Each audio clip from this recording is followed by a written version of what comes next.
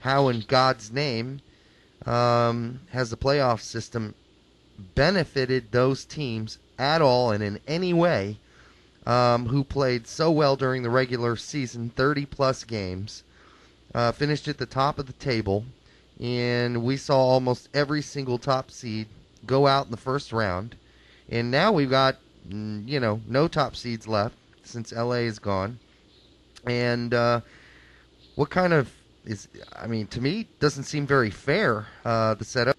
To be fair, this question comes down to whether we put emphasis on MLS Cup or the Supporter Shield. I, for one, am more of a fan of the Supporter Shield. I like the playoffs, but I think that the league should be determined by who played the best over the course of the season. Well, so do I, but we're both, we're in the minority there. We are. Now, don't get me wrong, I absolutely love the playoffs. The atmosphere in Chicago during the playoffs, when they are actually in it, is amazing. Yep. And it is a fun environment to be in. But what you're asking is what's the benefit of doing so well in regular season and then coming out and flaming out in the first round on home and away series, which has invariably happened too many times. By the way, it's very true. Yeah, it doesn't benefit much. It doesn't benefit in the first round. It benefits in the second round. And that we saw with LA, well, not necessarily with LA, but in LA's case here, they won the first round, and then they hosted the second round, which is only a one game series, which isn't really a series, it's just a one game. Should have benefited them. I think it should just be a one game series all the way each through. Round. Yep. Yeah. The team with the highest seed should host it. Yep. And move it on like that. Seriously, what is the point of having a home and away series in the first round? It just basically gives the team that barely scraped by and made the playoffs two chances to, to take the damn thing when they didn't earn it after a 30-plus game season. And really give the guys who are first and second in the league some credit for busting their butts all season long and finishing first and second. So those four teams in each of those brackets have to battle it out to decide who's going to finish or play against Team 1 or Seed 1 and Seed 2. Now, to me, there's some benefit for being a 1 and 2, for really kicking ass all season long, and then the other guys are going to be a little tired because they have to go through a 2-game series to get to play one of those 1 or 2 seeds. What do you think about that? Well, my opinion on as far as that goes, it really comes down to the seeding aspect. And we don't necessarily need to go to a single table, although a single table would be nice. When it comes to seeding and who's playing who in the playoffs, I really think that the top 8 teams should go into more of a single table. So instead of LA playing Seattle and FC Dallas playing Real Salt Lake, they'll be mixing it up with the teams that were technically in the Eastern Division. Because, you really had 3 of the best teams play each other within the first 2 rounds on that west side. Mm-hmm. And now we have Colorado and FC Dallas, where, in my opinion, it's really kind of one-sided. Not really one-sided, because there's no real one-sided battles here, but it's favor towards one team, in my opinion. But can't we just get rid of this whole East and West thing anyhow? What's the point? Don has talked about it being to incorporate more rivalries with the talk of having 34 games next season, whether or not it's going to be an even schedule, or if they're going to be more, they're going to be playing more towards the rivalries, where Chicago is going to go back to having 3 games against Columbus and New York and stuff like that. No. We don't need to be the NFL. I just think it's stupid. Listen, if you're playing every team in the league twice, once home, once away, that's enough for rivalries. That's enough, Don Garber. We don't need teams playing each other 3 or 4 times a season. It's ridiculous and it's stupid. It's stupid, frankly. The rivalry, if there is a real, true rivalry, 2 games is enough. 2 games is enough. Well, and then you also have the other games from the U.S. Open Cup that you might face, Superliga, CONCACAF Champions League. Which nobody cares about any of those, so counts all those out, right? That's a shame. But, well, come on, let's be honest here. No one gives a rat's ass about those games. So you are really down to the regular season, and you're really down to the playoffs. And why don't we just make those the best they can be, and do it right. Let's give the guys that busted their asses all season long a serious, legitimate advantage, and make them the top 2 seeds, play the winner of the 4 guys who managed to scramble into the playoffs from, or the 8 teams that managed to scramble into the playoffs. It's just an idea. I thought I'd throw it out there. I just want to kill this whole East-West thing. I just want it done with.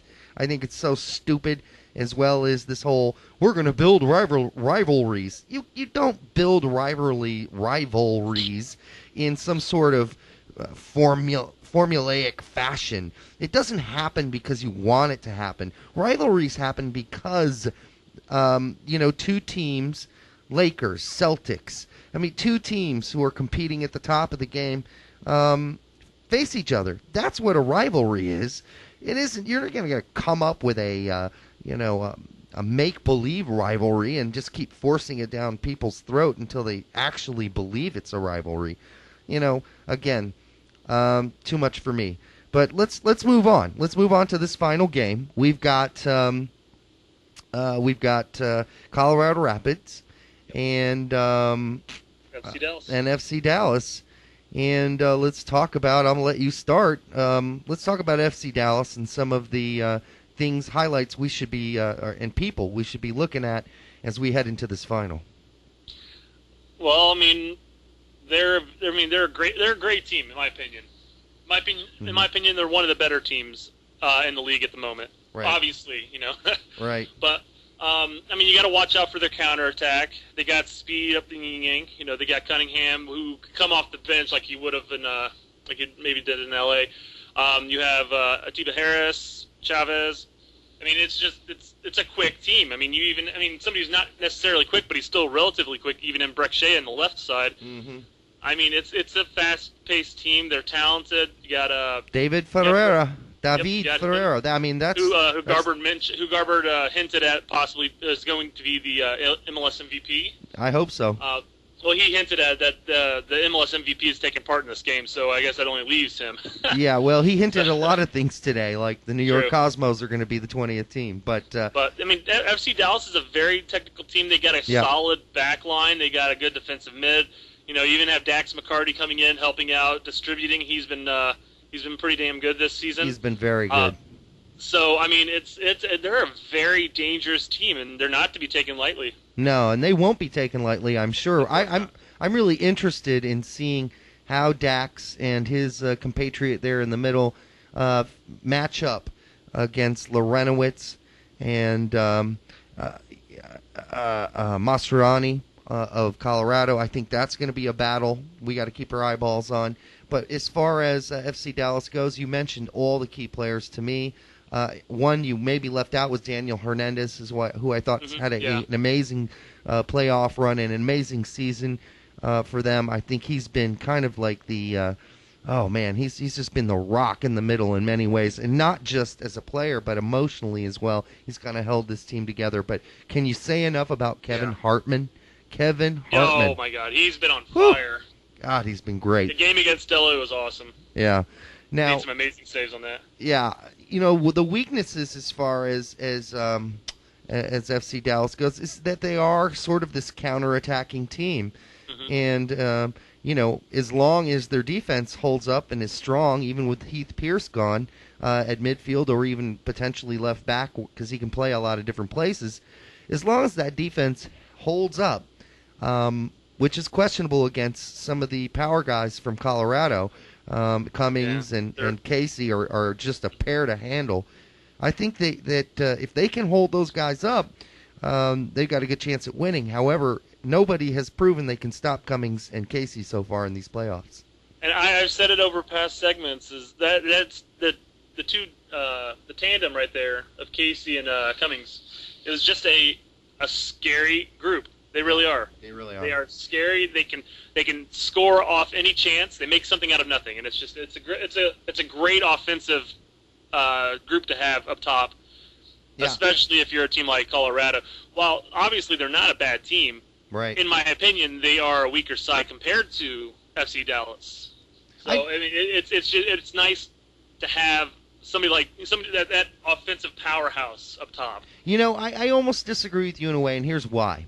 I'm leaning Colorado in this one, and here's why. Not only because you have Cummings and Casey up top, and then you can bring a guy like Amarikwa in later or Kanji, but look at how well Brian Mullen, with all his veteran, he's just a stable guy. And then in the middle, how well do Laurentowicz and Mascherani play together? They play great. Marvin Wynn has been kind of a find as a center back. And then, of course, Matt Pickens.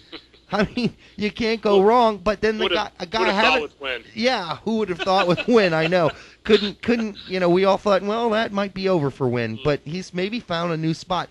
The other guy you got to look out for on Colorado is Kazuki Kimura, who had a phenomenal game. And to me, really the only weakness on this team is a guy like Wells Thompson, who sometimes makes some questionable decisions. But you still have Claudio Lopez on the bench. Guys like Drew Moore have been playing. To me, I look at Colorado as the favorite for this final game. Well, we'll definitely agree to disagree there. I don't classify them as a weak team by any means. They are a very good team. Mm-hmm.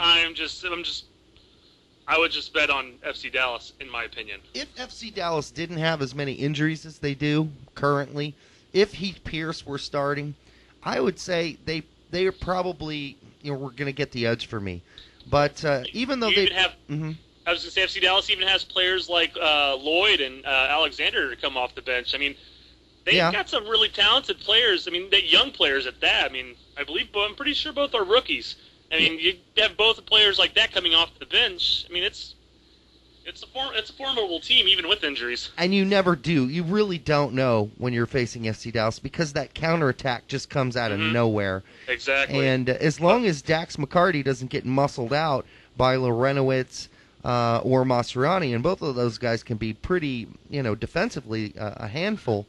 I think they always have that Dax McCarty slash, and of course he likes to get it up as quick as he can to Ferreira, and then they start that counter.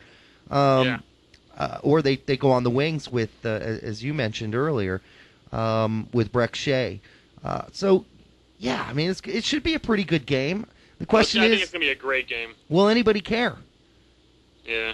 That's going to be a tough thing. The one thing I'm happy to see is it's no longer a 12 p.m. game or an 11 a.m. game. Although while that might be nicer compared having to compete against NFL teams, it's an 8:30 p.m. game on the Eastern Standard Time, of course. Right. But it's on a Sunday though, right? It's more prime time. I mean, and it's nice to see that. Why not a Saturday? After all the college football games are done. Yeah, that's another thing you could have done.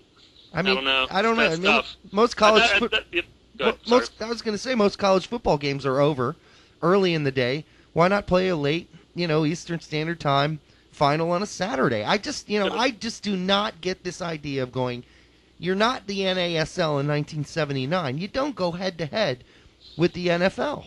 Well, to be fair, on this 8:30 time frame, you're really only competing with about one NFL team, one NFL game going on. One NFL game was going to turn a lot of eyes, and you know it. That's just kind of, and it depends who's playing. I don't remember who's playing that night. I don't know either. Yeah. I mean, if it's a bunch of slackers, no one will care. But if it's Patriots Steelers, which it can't be, but it was this weekend during the playoffs at the very same time, people will care and they'll watch that instead. Well, anyhow, but we're actually out of time.